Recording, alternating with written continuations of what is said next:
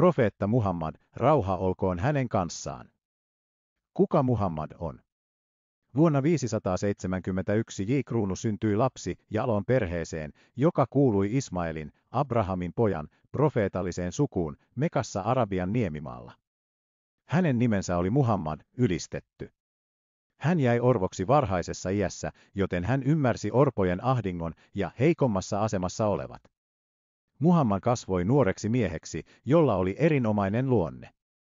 Kaikkivaltias Jumala suojeli häntä arabien elämäntavan pahuuksilta tietämättömyyden kaudella, jahiliyyä, kuten alkoholin nauttimiselta, haureudelta, varkaudelta ja niin edelleen. Hänet tunnettiin nimellä Al-Amin, luotettava, sillä ihmiset uskoivat hänelle arvotavaransa.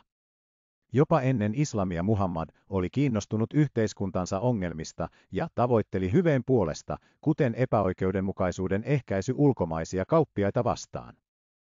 Profeetta.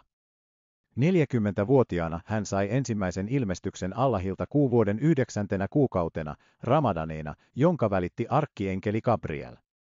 Ensimmäinen viesti hänelle oli, lue lausu Hörrasi nimessä, joka loi sinut.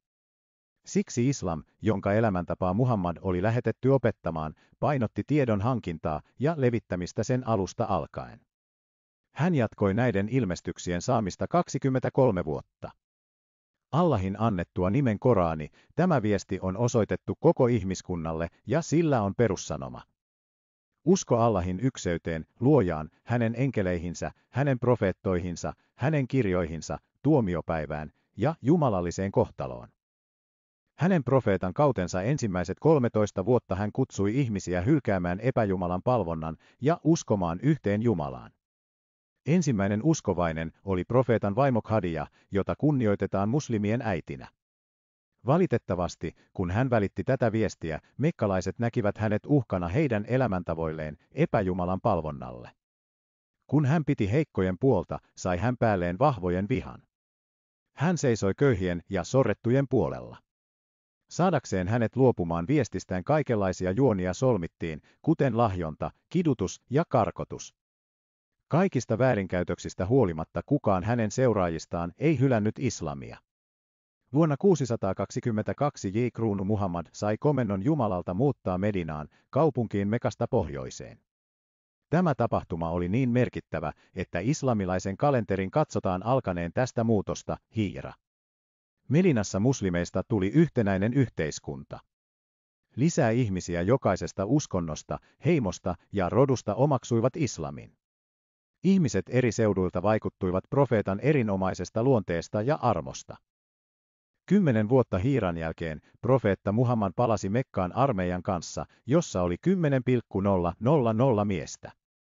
Heillä oli tiukat ohjeet, ettei verta saanut vuodattaa eikä saanut kostaa. Hän ratsasti Mekkaan niin kunnioittavasti kamelinsa selässä kumartaen, että hänen päänsä melkein lepäsi kamelin niskassa. Hänen saapuessaan kaupunkiin kertoi hän sen asukkaille, minä sanon teille mitä profeetta Jusuf, sanoi veljilleen, tänä päivänä älköön kukaan heittäkö moitteita teidän ylleen. Antakoon Allah anteeksi teille. Olette vapaita. Seuraavana vuonna pyhiinvaelluskaudella hän piti jäähyväissaarnan, jossa hän sanoi, olemme asettaneet tietämättömyyden tavat nyt taaksemme. Meidän täytyy hävittää kaikki siteet koronkiskontaan. On oltava oikeudenmukaisuutta, eikä ketään saa koskaan sortaa. Kaikki ihmiset ovat tasa-arvoisia, oli hän sitten musta tai valkoinen, rikas tai köyhä, arabi tai ei-arabi. Asia, joka erottaa meidät toisistamme, on hurskaus. Ei tule olemaan enää pakanuutta. Tällöin seuraava jae ilmestyi hänelle, tänään olen tehnyt teidän uskontonne täydelliseksi, saattanut armoni täydelliseksi ja valinnut islamin teidän uskonnoksenne, Korani 5:3. Profeetta Muhammad kuoli vuonna 632 ja hänet haudattiin Medinaan, Saudi-Arabiaan. Hänen moraaliset ominaisuutensa. Hän oli hyvin vaatimaton, eikä koskaan puhunut pahoilla sanoilla. Kun hän joutui kohtaamaan säädyttömyyttä, hän lähti ja antoi nuhteet. Hän ei koskaan korottanut ääntään eikä reagoinut pahaan tekoon pahalla teolla. Hän aina armahti ja antoi anteeksi. Hän ei koskaan kostanut kellekään, joka oli sortanut häntä. Hän ei koskaan rikkonut mitään Jumalan käskyä. Kun hän joutui kahden vaihtoehdon eteen, valitsi hän aina helpoimman, kunhan se ei ollut vastoin Jumalan tahtoa.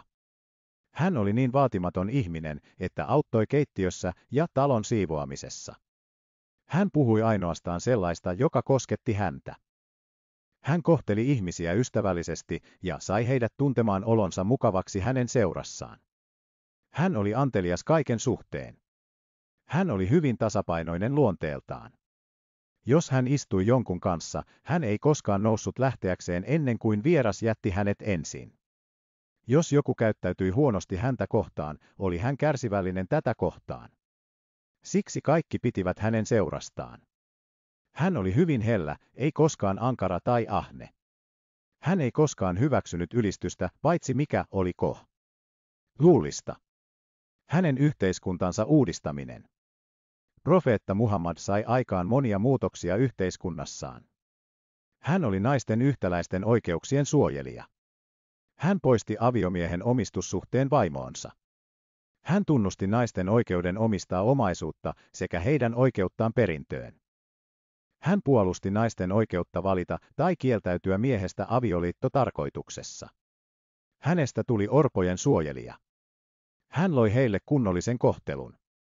Hän tapasi sanoa, paras koti on koti, jossa orpoa kohdellaan hyvin, ja pahin koti on koti, jossa orpoa kohdellaan kaltoin. Hän kielsi orpojen perinnön väärinkäytön varmistamalla, että he saavat mikä on heidän laillisesti, kun he saavuttavat sen iän. Hän oli ympäristön suojelija. Hänellä oli esimerkiksi tapana antaa tehtäväksi jollekin seuraajalleen kerätä kaikki roskat leiripaikoilla, kun he matkustivat. Hän kielsi kaikkien eläinten ylikuormituksen. Hän suositteli armollista kohtelua kaikille eläimille. Hän opetti seuraajiaan rakastamaan ja kunnioittamaan ympäröivää luontoa ja käski seuraajiaan istuttamaan puita jopa tuomiopäivänä. Hän kielsi luonnon tuhoamisen, erityisesti puiden, jopa sodan aikoina. Hän oli huolissaan yhteiskunnan terveydentilasta. Hän auttoi poistamaan alkoholin, päihteet, orjuuden ja uhkapelaamisen.